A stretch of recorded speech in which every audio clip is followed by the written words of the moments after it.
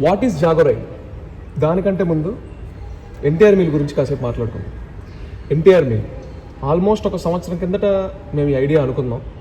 So ఇంత పెద్ద idea, ఒక పెద్ద ప్రోగ్రామ్, చారిటీ ప్రోగ్రామ్, 10 మందికి ఉపయోగపడే ప్రోగ్రామ్, జనాల్లోకి వెళ్ళేది అన్నట్టు నందమూరి తారక రామారావు గారి పేరు మీద నడిచే ప్రోగ్రామ్ కాబట్టి మన చుట్టూ ఉన్న వెల్ఫిషర్స్కి, ఫ్రెండ్స్కి, తర్వాత పోతే ఇండస్ట్రీలో కూడా మాకు తెలిసిన కొంతమంది పెద్దలకి, మన ఫ్రెండ్స్ పొలిటీషియన్స్ కూడా అయి ఉండొచ్చు. సో వాళ్ళకు కూడా వాళ్ళతో కొంచెం డిస్కస్ చేసినప్పుడు పెద్ద సబ్జెక్ట్ కాబట్టి అందరూ మెజారిటీ ఏమన్నారంటే, సో ఆల్రెడీ అన్నా క్యాంటీన్స్ రీఓపెన్ చేసింది ఆంధ్ర గవర్నమెంట్. సో చాలా సక్సెస్ఫుల్గా రన్ అవుతున్నాయి కదా. సో మళ్ళీ అదే కైండ్ ఆఫ్ ప్రోగ్రామ్ జనాల్లోకి తీసుకెళ్తే మీకు అంత ఆదరణ రాదేమో, మీ వాలంటీర్స్ కూడా మీతో అంత నుంచోరేరేమో అనే టైప్లో కొంచెం మాట్లాడారు.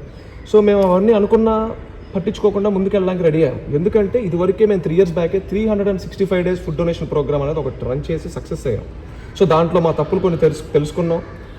సో ఏదైనా మిస్టేక్స్ చేసినా కొంత నాలెడ్జ్ గెయిన్ చేసామని మా నమ్మకం. సో ఇది ఐడియా చాలా పెద్ద ఐడియా కాబట్టి మేమంతా అనుకునేసి, మా కోర్ టీమ్ అందరం అనుకొని, so last year May 20 NTR గారి బర్త్డే రోజు ఒక పోస్టర్ రిలీజ్ చేసాం ఎన్టీఆర్ మీలో. సో దానిపైన మేము ఒకటి రాసాం. సో ఇట్స్ నాట్ లైక్ అన్నా క్యాంటీన్ ఆర్ అమ్మా క్యాంటీన్ అని చెప్పేసి.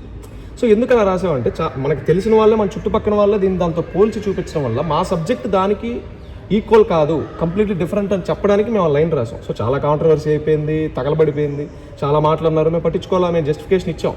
సో పెద్దయిన రామారావు గారి పేరుని కించపరిచేలా మేము ఎందుకు రాస్తాం ఫస్ట్, ఆబ్వియస్లీ.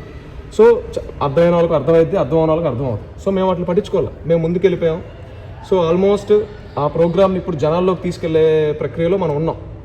సో అది పాన్ ఇండియా సర్వీస్ అన్నాం. మరి ఒకేసారి ఇండియా అంతా చేయలేం కదా. So step by step, phases వారీగా ముందుకెళ్ళాలనేది ప్లాన్. సో దాంట్లో భాగంగానే phase 1 Zone 1లో ఒక 60 ఊర్లు వచ్చాయి. East Godavari, west Godavari, Uttarandhra first cover చేద్దాం అనేది మా పాయింట్. సో మళ్ళీ 60 ఊర్లు ఎట్ ఎ టైం స్టార్ట్ చేయాలన్నా కష్టమైన పని. ఎందుకంటే ముందు ఒక ఊర్లో స్టార్ట్ చేసి దాంట్లో ఏమైనా మిస్టేక్స్ ఉన్నాయా, దాంట్లో ఏమైనా ప్రాబ్లమ్స్ ఉన్నాయా తెలుసుకొని ముందుకెళ్దాం. సో పిఠాపురాన్ని సెలెక్ట్ చేసుకున్నాం ఈస్ట్ గోదావరిలో. సో పిఠాపురంలో సక్సెస్ఫుల్గా రన్ అయింది, అవుట్పుట్ చూసాం, ఈ మిస్టేక్స్ ఏమైనా ఉంటే రెక్టిఫై చేసుకున్నాం. ఇప్పుడు ఒకేసారి 60 ఊర్లకు బయలుదేరదాం రెడీ అయ్యాం. మరి ఊర్లో జరుగుతున్నప్పుడు గ్రౌండ్ లెవెల్లోకి వెళ్ళే వాలంటీర్ చాలా ఇంపార్టెంట్, అండ్ ఆ వాలంటీర్స్ని ప్రతి ఊర్లో మేనేజ్ చేసే టీమ్ ఇన్ఛార్జ్ చాలా important. So volunteers, team in-charges గుండె లాంటి వాళ్ళు ఈ ప్రోగ్రామ్కి. సో ఇక్కడ ఇన్ఛార్జ్లు అంటే పేద ఉండొచ్చు, ధనిక ఉండొచ్చు, చిన్న పెద్ద, ఇలా చాలా తేడాలు ఉంటాయి. సో ఒక ఏరియాలో ఇన్ఛార్జ్ అయితే 19 ఏళ్ళ కుర్రాడు. సో తన ఏరియా లీడ్ చేయడానికి సిద్ధపడ్డాడు, ముందుకు వచ్చాడు, తన క్యాలిబర్ మేము చూసాం, గమనించాం. సో వీళ్ళందరినీ కలవటం మా ప్రక్రియ. ఎందుకంటే ఆల్రెడీ పిఠాపురంలో చూసాం సర్వీస్ ఎలా చేశారు, ఎండ వాన రేయి పగలు లెక్క లేకుండా. సో గ్రౌండ్లోకి వెళ్ళి వాలంటీర్స్ అంత కష్టపడుతున్నప్పుడు మేము ఏసీ రూముల్లో కూర్చొని ఆర్డర్లు ఇవ్వకూడదు కదా. సో మేము డైరెక్ట్గా వాళ్ళ దగ్గరికి వెళ్ళి వాళ్ళని కలిసి వాళ్ళ కష్ట సుఖాలు తెలుసుకొని వాళ్ళు ఎంత చేయగలరు, మేము ఎంత చేయగలం వాళ్ళకి. సో చాలా క్లీన్గా మాట్లాడుకుంటే ఈ ప్రోగ్రామ్ చాలా జాగ్రత్తగా ముందుకు తీసుకెళ్ళచ్చు, ఇంత పెద్ద ప్రోగ్రామ్ అనేది మా యొక్క నమ్మకం. తర్వాత పోతే మరి ముందు ఒక ఫేజ్లో ఒక జోన్లోనే 60 ఊర్లు పెట్టుకున్నాం, 4 జిల్లాలు, 3000 కిలోమీటర్ల పైచిలకు రూట్ మ్యాప్ ఉంది. మరి ఇంత తిరగాల్సినప్పుడు మనకున్న టైంలో మనం నడవలేం కదా. అంటే చాలామంది జాగో రైడ్ అనగానే ఏదేదో ఒక పాదయాత్ర అనుకున్నారు. సో పాదయాత్ర కాదండి.